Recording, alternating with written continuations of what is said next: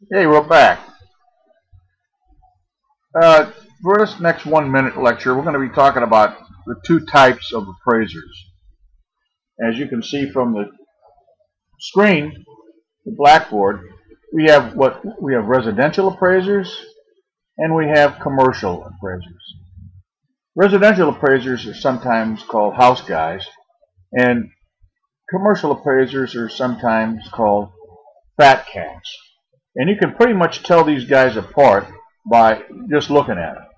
As you see, the house guys, well, they have a different, actually they're a little bit, maybe not even quite that big, but they don't often wear a tie, just like some kind of a sports shirt, and they always got some kind of a pad in their hand here, and this other hand they got out like this because they want you to slip them some money, put some money in it, and they always got a grin on their face, like like they're some kind of expert or something. But we all know, that's not always the case.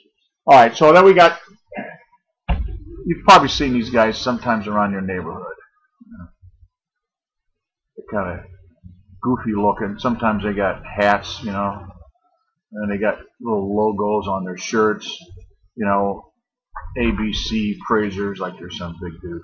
But anyway, they generally don't. They usually use an appraisal form, fill out the form, and just check boxes. And most of them couldn't. Most of them can't complete it. They can't put two sentences together to make a paragraph.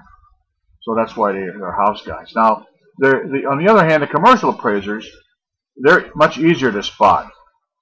They usually got a lot to say, and they're somewhat arrogant. And they got fancy hairstyles.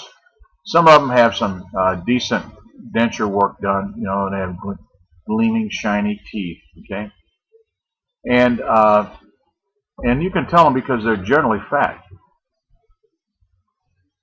Now, fat cats, they spend most of their time in the office, as opposed to the residential guys who spend most of their time, out in the field. Now, fat cats generally have, they wear suits and some have like ties, fancy ties and collars and jazz like that to make you think they're important.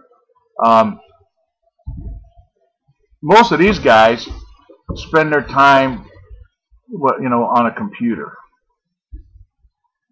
Okay, there's a computer, and they got a keyboard. They got keys there, and they don't get out of the office as much. That's why they're called fat cats, and they get bigger fees, obviously, for a job.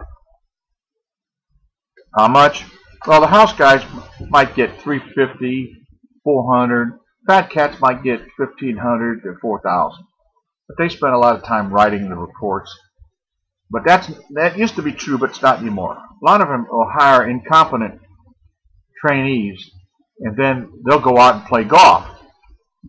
And while the trainees are working, they'll go out and do some lunches and things of that sort. And then they come back to the office. They sign off on these reports, but they very rarely read them.